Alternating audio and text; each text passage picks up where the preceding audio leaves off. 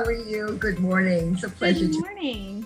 Well, listen, congratulations. You have been selected as a phenomenal woman of 2021. How does that make you feel? Oh, I'm humbled. I'm honored. Um, it.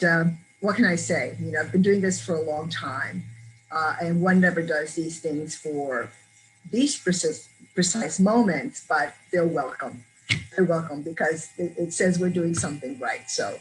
Well, it's certainly well deserved. So for those who are watching, would you mind giving us your name, your firm name, and what kinds of services you offer? My name is Myrna Rivera Cardona. Um, uh, Mothers' surnames are just as important in one's life, particularly in the Spanish-speaking countries. So my name is Myrna Rivera Cardona.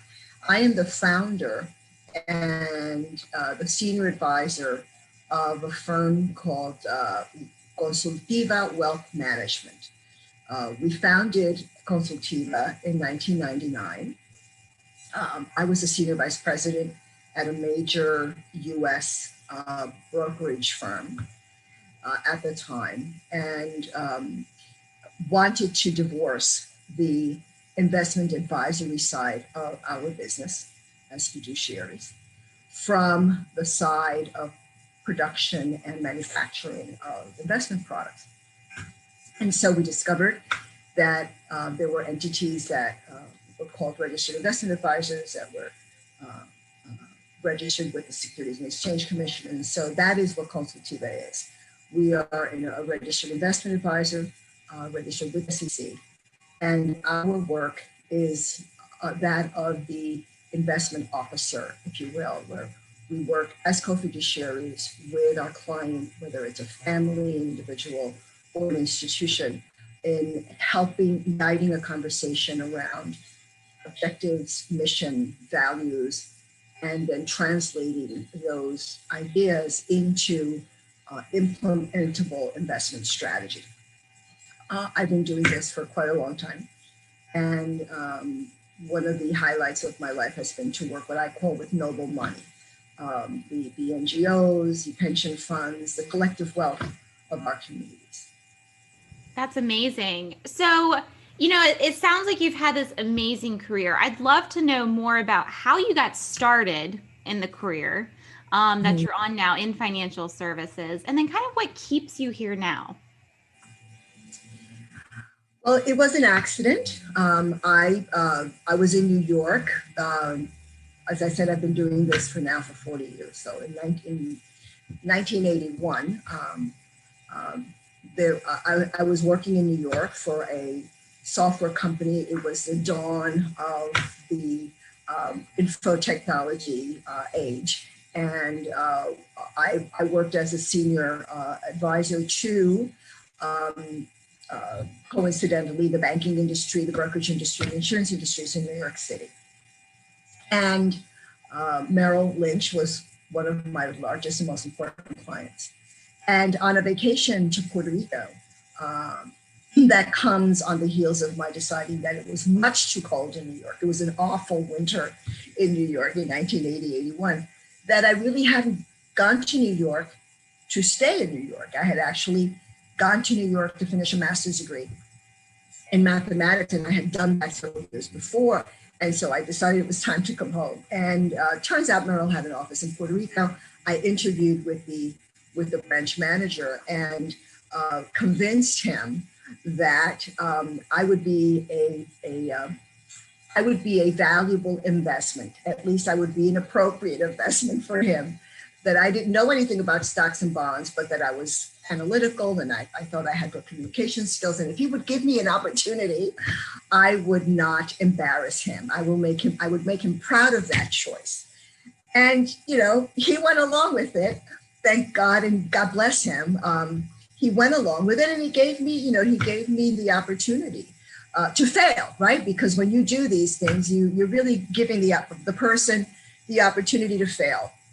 He gave me that opportunity. I took the opportunity and I ran with it. And so I started as a registered rep at Merrill in 1981. And then shortly after that, of course, what all of that means. But shortly after that, I realized that I didn't like the idea of calling people that I didn't know and selling them things that I didn't know had anything to do with the quality of their lives. And I discovered, and I do believe angels exist, I discover fiduciary responsibility, pension funds, welfare plans, um, and collective wealth, and how to advise and how to assess and how to structure investment portfolios. Very different from just selling singular transactions. And that for me, Layla, was an epiphany. I said, oh, I could do this. Not only could I do this because it tapped into my communication skills, my master's degrees in mathematics. So, it tapped into my capacity, on the numbers side. But it also resonated so strongly with me because I come from a working class background. I'm a child of the Puerto Rican diaspora of the 1950s. And so these were working class monies, these were collective community monies that I discovered there's a lot of wealth there. And that I didn't know very many people, individuals and families who had a lot of money. And so it was literally feeling like, this hand of God or whatever you want to call it, that steps in and says, do it this way. If you do it this way, if you go here, you'll have more fun. You'll feel more proud. You'll feel more competent because you're tapping into things you know how to do well and apply them. And that's what I've been doing for 40 years.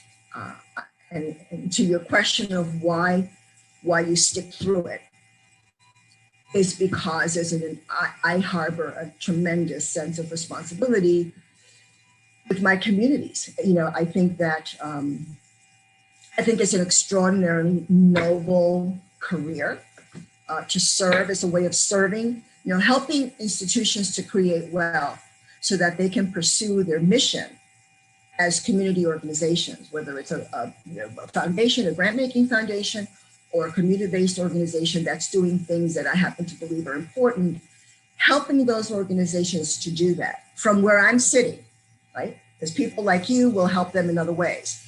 People like me will help them with the money thing.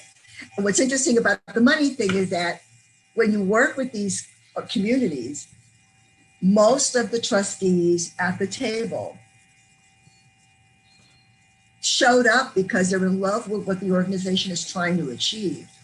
They don't know about the capital markets and about investing and about, and so there's always this gap of knowledge at these boards, particularly in the small to middle market, which is where I have done my career, which is, the below 100 million.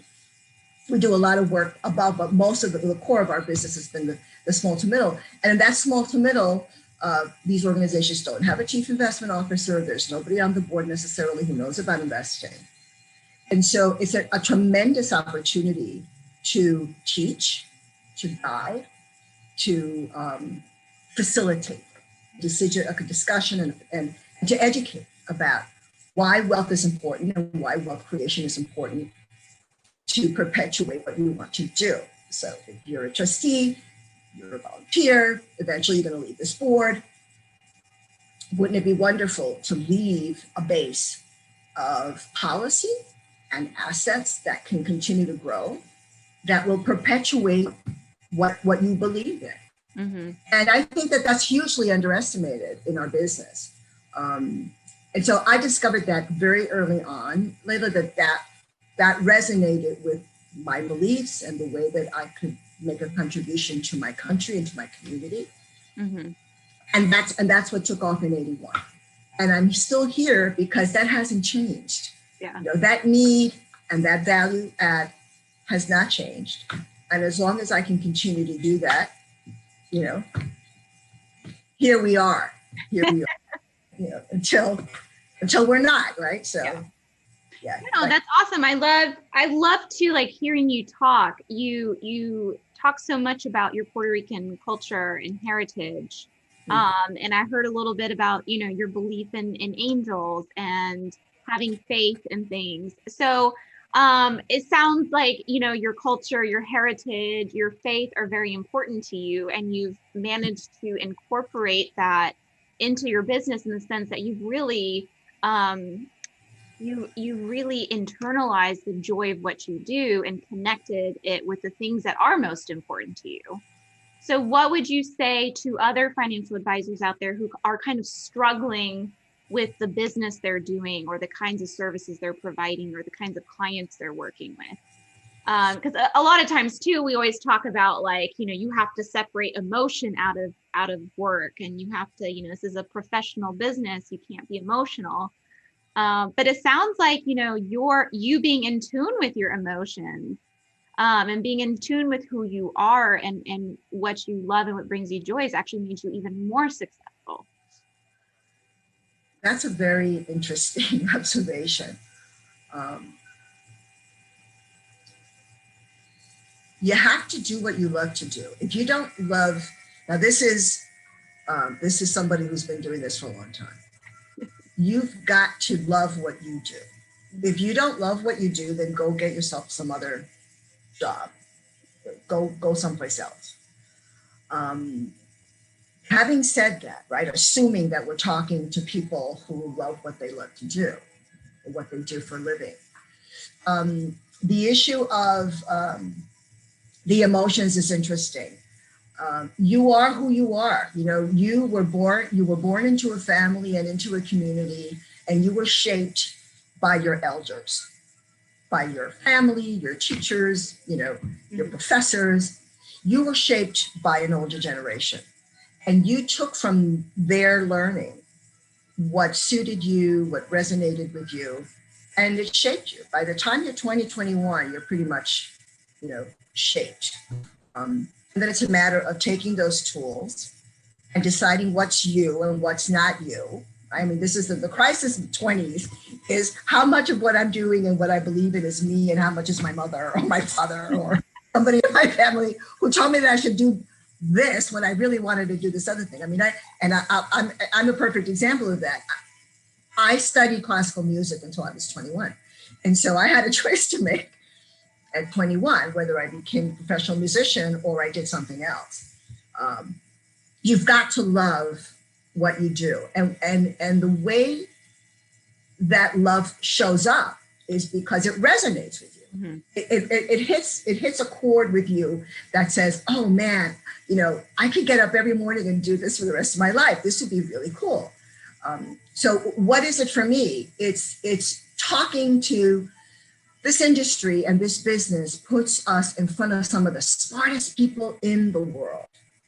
Whether we're talking to people that I meet on the investment management side of the business, or whether I'm talking to trustees in some of the most important organizations that are leading some of the most important agendas, whether it's in Puerto Rico, New York, California, or wherever. Mm-hmm. I've had an opportunity to work with clients all over the country. I'm a virtual New Yorker. You can tell by my you know, I spent a lot of my life in New York City. So much of me is a New Yorker. So, you know, I'm comfortable with the cultural aspect of being outside of Puerto Rico. But the point about loving what you do, mm-hmm. And holding on to that passion, because that's what drives you. That's what drives me. And I tell the younger generations in my family, you've got to really be in love with what you're doing, because if not, you're going to get tired. You're going to get tired anyway. Mm-hmm. You know, it's tiresome. There are days, you know, and particularly now after the pandemic, I don't know about you and some of the folks who are listening to us, but I have worked more in the last 8 months than I have in the last 20 years. Wow. Because, you know, we're looking at the other side of the pandemic, right? We're looking at the capital markets. You can imagine the conference calls and the webinars and the articles about what is going on and how is this going to affect my financial health? What do I do? I remember in March, particularly in March and April. Yeah. Going on, you know, the market just lost, you know, there's a floor came apart in the capital markets. What does that mean for us as an organization? How much at risk are we? What do we do now? And so that dictated the rest of the year. If you don't love doing that, if I didn't love doing that, I would have run out of energy probably in May. It just took a lot. It takes a lot of work. So it has to resonate with your value system. It has to resonate with what you believe in. And some people might say that that's emotional. I mean, I have a colleague who always says to me, when things don't necessarily go the way I'd like to go, he says, don't take it personally. I said, you're kidding me. Of course you have to take it personally, because it is about you. It's about, putting yourself in there. Now, some of us, manage that better than others. And of course, over time, I have also learned to manage the disappointments and the frustrations and the disagreements and the failures. They come. They're part of they're part of the deal. They're part of being alive. They're part of walking the earth. Is that it's not always going to go the way you thought you wanted it to go. Mm-hmm. And so I step back. I take a deep breath. I sleep on it, and tomorrow's the next day.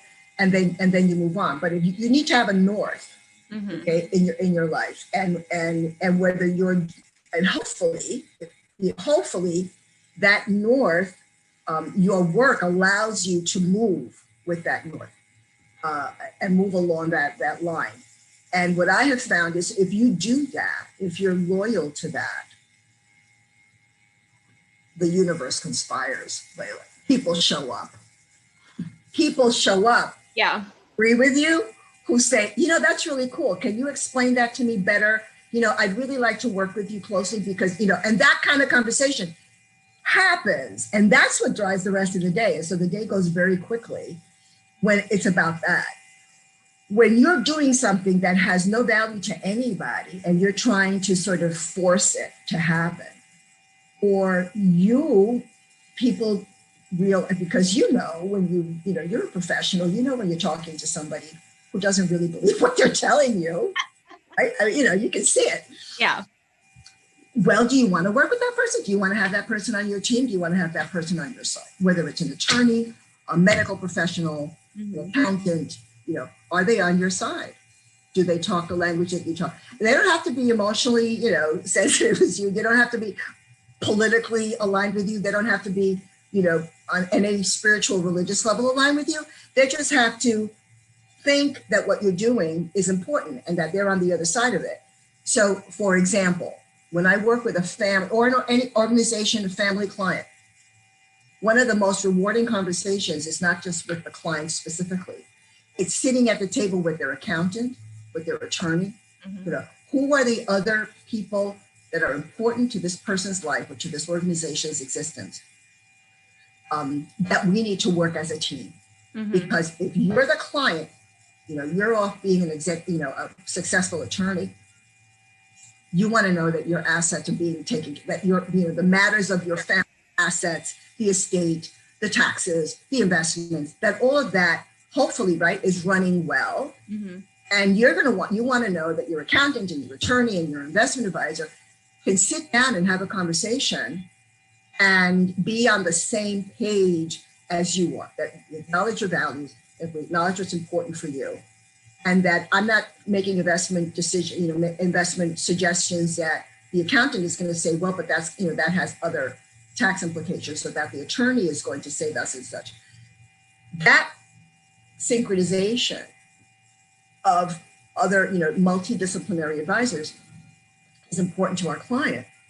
If you're not loyal, if you don't love what you're doing, that's very hard work. It's hard work to begin with. It's hard work when you love it. Imagine if you don't like what you do. So my driver has been that I have felt the extraordinary fortune of tapping into a set of skills that I had and developed over time, and some I was born with, and a work that puts me in front of a community, mm-hmm. right? Our business would call it a marketplace, but it's a community of people who are doing certain things, and I've been able to tap into that and figure out how to support that through my skills. If I didn't love what I did, mm-hmm. It would have been a crash and burn. Yeah. And we know the industry, and this industry. There's a lot of crash and burn in this industry because we think this business is about money. Yeah. It's not about money. No, the money doesn't, it's not enough to keep you. The money, you know, when we get to the money part and asset allocation and who to hire and how to structure, we do that. I do that on autopilot. That's not what the value proposition is. Yeah. There's tens of thousands of colleagues and competitors call them what you make, that are doing that same thing. That's not the conversation. That's not the conversation that adds value to the client. The client assumes you know that. The client hires you as an attorney. I assume, right? Your certification says that you come with a set of skills and information, right, that are going to help me out. That's a baseline assumption. So the value added is not to talk about asset allocation and what's happening in the, you know, in the equity markets versus, you know, this, that, and the other. We have to get to that. We have to speak to that in a forum that's informed and intelligent. But that's not the value proposition. That's not why people recommend, why my clients recommend me to other clients. And that piece is what I think we need to focus on. And I think women do that better. to get to that. You know, I'm glad you say that because, you know, women, you know, I've talked to a lot of young people who they really are good with numbers, or you know, they have a passion for finance, but they feel a sort of barrier in entry. And whether that is looking at, like, you know, you pull up Google a bunch of advisory firms, you go to the Meet the Team tab on the website, and it's very white, it's very male. You know, not only that, but there's still a significant portion of our industry that's kind of boomer aged advisors. So not only is it white and male, but they're a lot older than you, and it can seem very intimidating. And you went through a time period where the industry's changed immensely, not only from a regulatory perspective, but from a cultural perspective. Absolutely.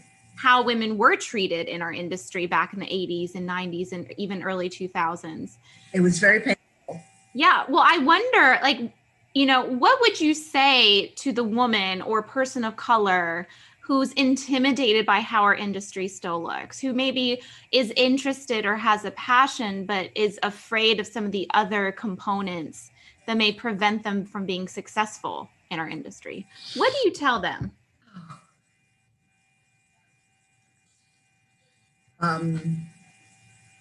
Okay, I will mark my comments by stating this is Myrna, this is not Consultiva, this is not, the opinions of the employees or the shareholders or the clients of Consultiva. This is Myrna. I have grown up in a gender-biased industry in a gender-biased country. Mm-hmm. And I think of late in the United States, there's a sense that it is in fact also a gender-biased country. Mm-hmm. And so that's baseline. We were born how we were born. We have extraordinary opportunities today. So if you're looking at this industry,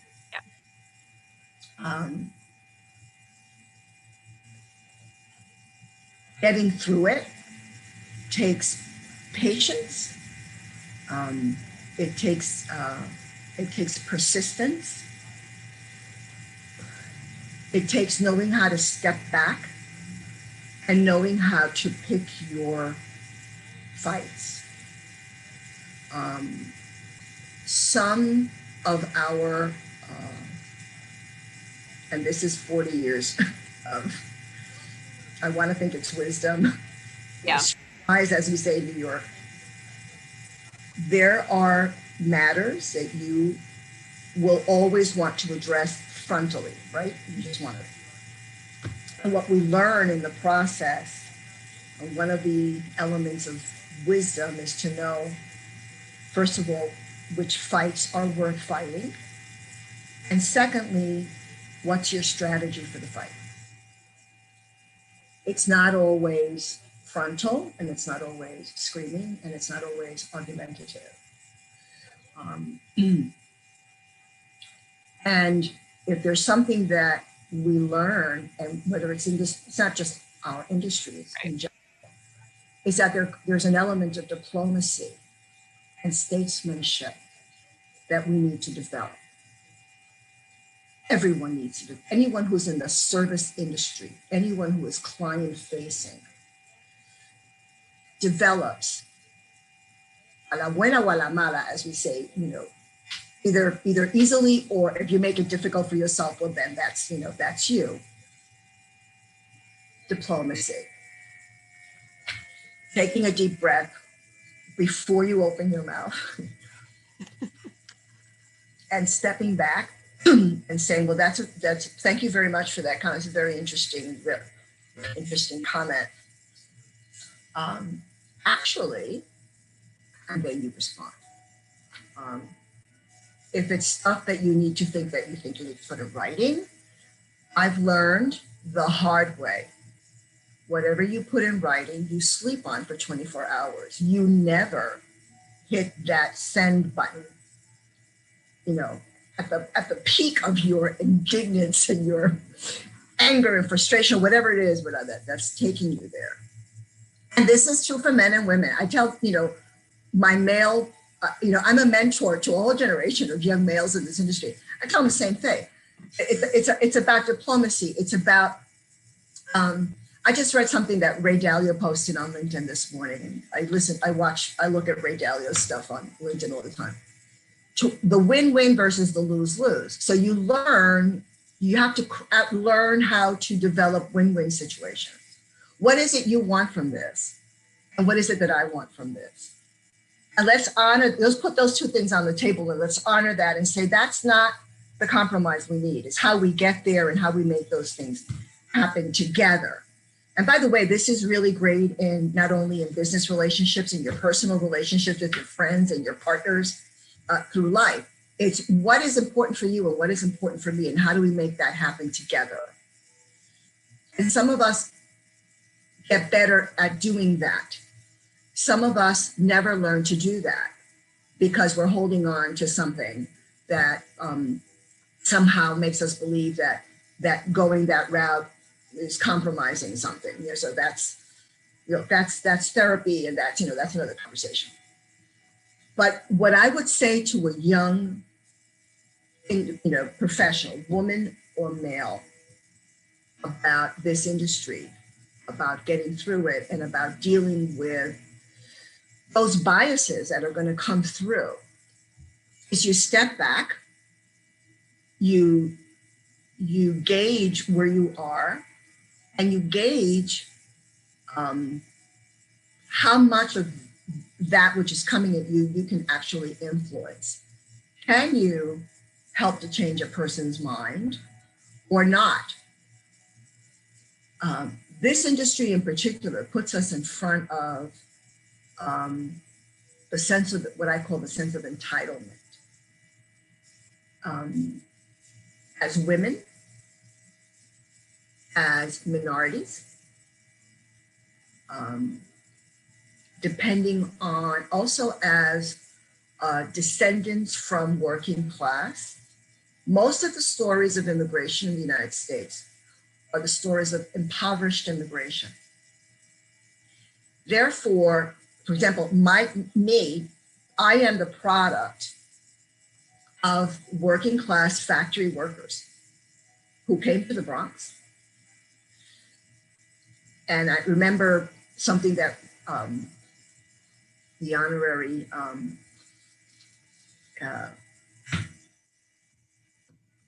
attorney of the Supreme Court, Ruth Bader Ginsburg, said about what's the difference between a bookkeeper and a member of the Supreme Court.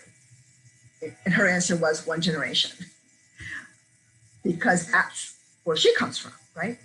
And so when we come from there, and I know that many of us do, we're at least one generation, or we're the second generation after that,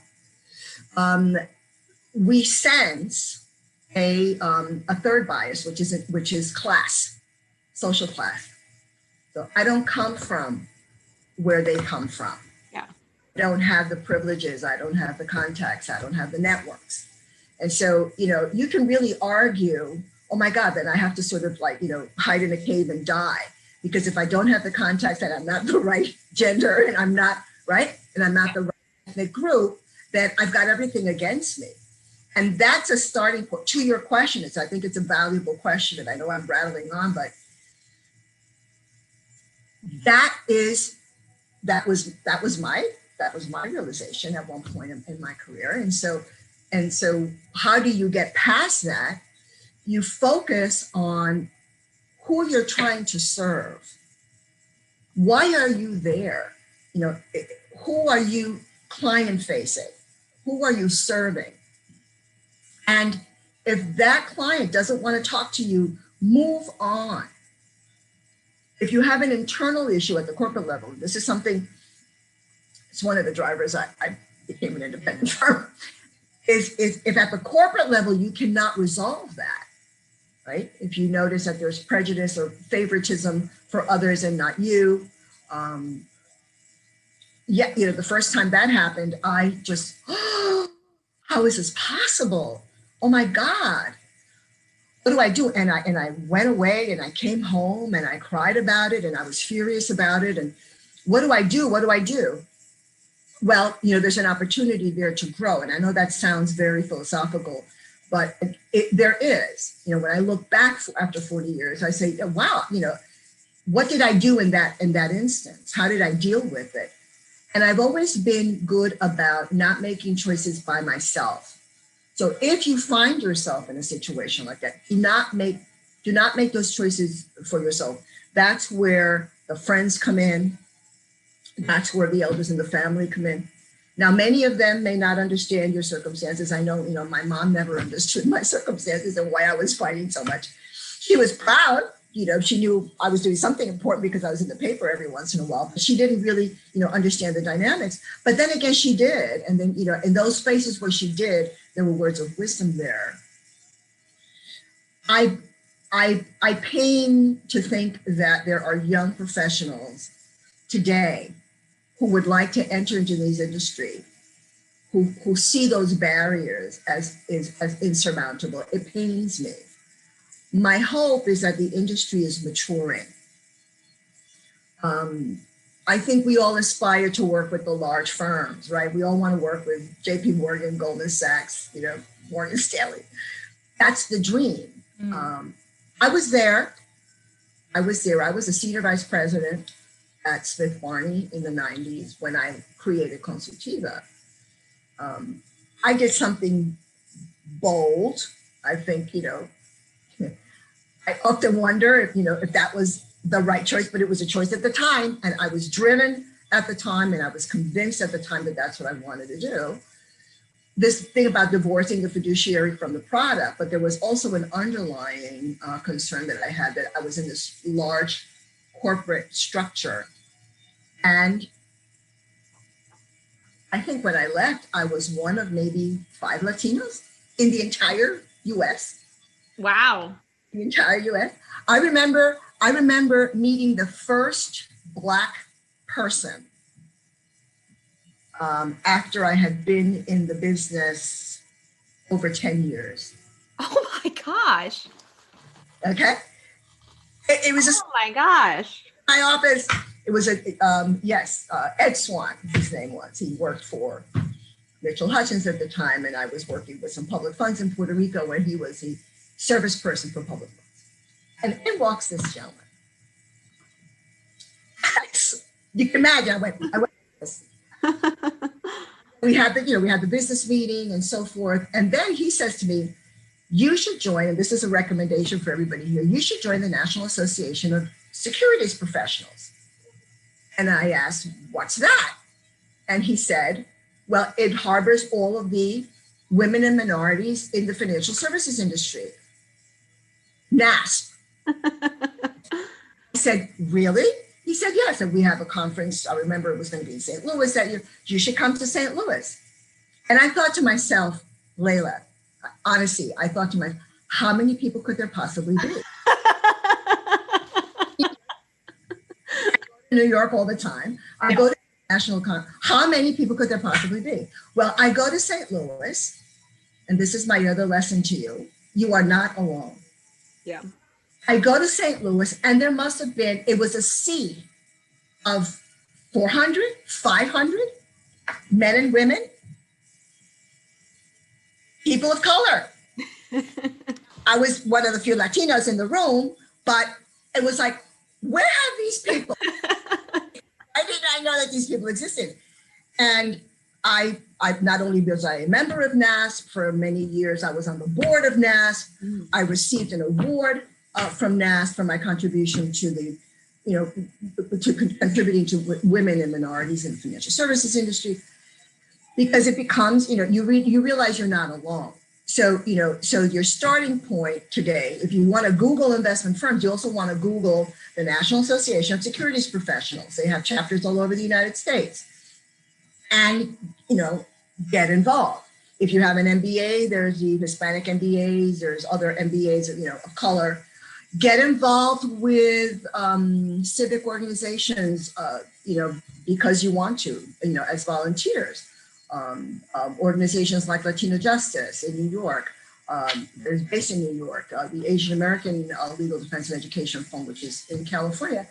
Get involved and find people who look like you, who think like you, so that you don't feel totally incapacitated, because it can be paralyzing.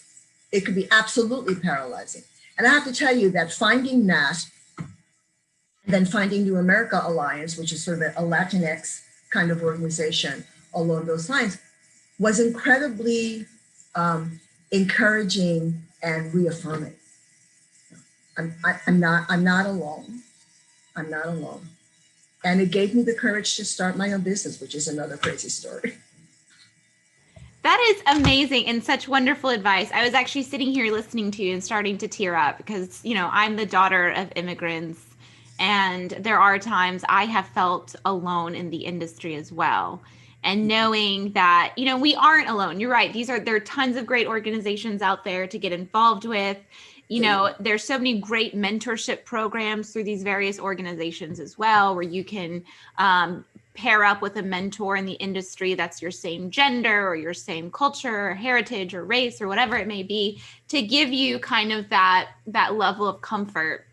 I think that's also why it's been so important to have Kamala Harris as vice president, right? Seeing that representation and knowing you're not alone and that these are things that are achievable. So I thank you so much for telling us more about your background and your history and all the wonderful, amazing recommendations you provided, because, I'm very confident that our industry will continue to mature and we're going to see, more and more diversity and inclusion, and not just pay lip service. I mean, throughout the different positions and in various managerial positions. But no, it's been wonderful hearing. So what is one thing that you'd love to leave our audience with? That's a reflection of what's really important to you. What's kind of one thing that we can leave the audience with?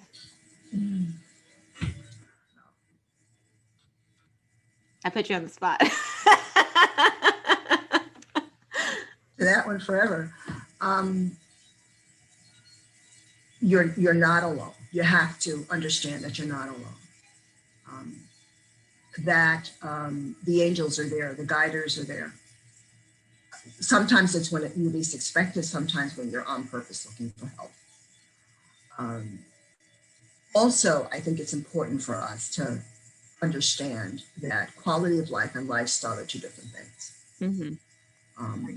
The quality of life is dictated by your day-to-day things that bring you joy, which is your friends, it's your work, it's your community engagement, it's listening to great music. I'm a classical music freak, and so I don't know if you can hear the background music, but that's what brings me a lot of joy. And most of that stuff is free. Mm-hmm. Lifestyle is a different issue. If what's driving you is the house and the car and the clothes, and that's fine. I'm not here to pass any judgment, but understand that that puts you in more of these difficult positions that we've been discussing. Yeah. And so if you hold on to your values and you hold on to your skills and you find people that are just as passionate as you about whatever, then your life works.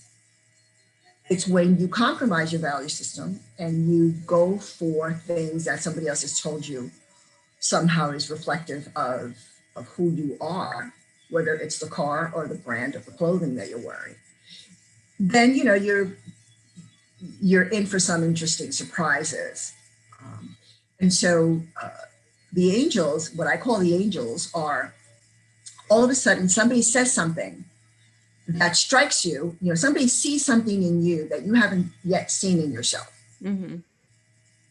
And that can be a changing moment. Mm-hmm. It could be a client. It could be, you know, somebody who works at the coffee shop where you go pick up your coffee every day. Yeah, you don't know where it comes from, but those are sort of the guiding posts along the way. And if you feel that hasn't happened for you, then you have to put yourself out there. You have to reach out, whether it's your community center, whether it's the cultural things, whether, you know, whatever it is that drives you. If you're a sports person, then go there. You're going to find people who you have to open yourself up and let the world know that you're here and that you exist and what the things that you believe in, so that you can, you know, give that, you sort of open that portal, right? Or the portal is there. You just have to sort of present yourself and let life tell you who your friends are and who your guiding posts are and who your mentors are going to be. And in some cases, it reinforces where you are at the moment. Yeah. And in some cases, it tells you, you know what, it's really not about this. You really ought to go back to music, or you really ought to go back to something else, right? I have retired. I have helped accountants retire who always wanted to be musicians. I have helped attorneys retire who always wanted to paint, who wanted to write, who are history buffs and who wanted to write history. And so it's very fulfilling to say, okay, so what's your next gig? You're 55, you're 60 years old. You're going to live to 95. What's the next gig? Mm-hmm. You know, you've got an education, you've got some money in the bank. You've been hanging around the planet for, 50, 55 years. You've got another 30 to go. What is it you want to be doing? But that question is equally relevant for the 30 something, Mm-hmm. for the 40 something, for the 20 something. You know, what's going to make you? What's going to work as a springboard to get you out of bed every morning and make you excited about being alive? And that's what you hold on to. And then if you can, combine that with your work, you're off to the races and you're going to be a very happy person. But you don't do that alone. You do that with the guides, and you do that with the friends, and you do that with the colleagues, and you reach out. And so you go to NASP, and you go to the community center, and you go to the church if that's what works for you, and you go to the client, the professional conferences of your industry, and you look for people who look like you, and you're going to we see each other in the rooms. You look like me. Hello, how are you? And you walk over, give yourself. That's how you have to do it. It's not going to come to you in a silver plate. Yeah. No, I hear you. It's like when I hear Farsi or I see someone that looks Persian. It's like, hello. There's like this immediate sense of warmth. God, I'm not crazy. Oh my God, I'm insane. Oh my God, I'm not alone. Yeah. Not alone, Layla. We've been put on the planet for a purpose, whatever that purpose is. You can call it or paint it whichever way you want. If you love walking through museums, go to museums a lot. If you'd like to go to libraries a lot. You don't know who you're going to meet standing in front of a great painting at MoMA. Yeah. You just don't know, but you've got to put yourself out there. It's not going to happen necessarily in the virtual world. I mean, that's one of the challenges we have now. Everything is virtual, but yeah, there's some, I think that some organizations are reaching out virtually, and that could be very helpful. I mean, there's a lot, obviously, more that we can talk about. We could do it at another time. Yeah. Thanks for No, thank you so much, Myrna. I'm sure that there's at least one person watching this and you've just become their angel. So I really appreciate your time. This is why you're a phenomenal woman. So congratulations and thank you so much for all of the insight, the guidance, giving us, sharing with us your history and your background and the services. If there is someone who'd love to reach out to you, to do some business with you, learn more about your company, where should they reach out? Well, Consultiva has a website. It's consultiva.com, and I'm on LinkedIn. So, that's easy. And my profile is there, and a lot of what we do is there. And you'll see my mobile, the office number, all that information is on LinkedIn. It's also on the website at Consultiva. I'm at mrivera@consultiva.com is my email. And if I can respond to you, the signage will have all of the contact information, and I'd be very happy to help whomever and whatever. And I very much appreciate this opportunity. Amazing. Thank you so much. Thank you. It's been fabulous. Everyone, Miss Rivera, our phenomenal woman of 2021. Thank you for watching.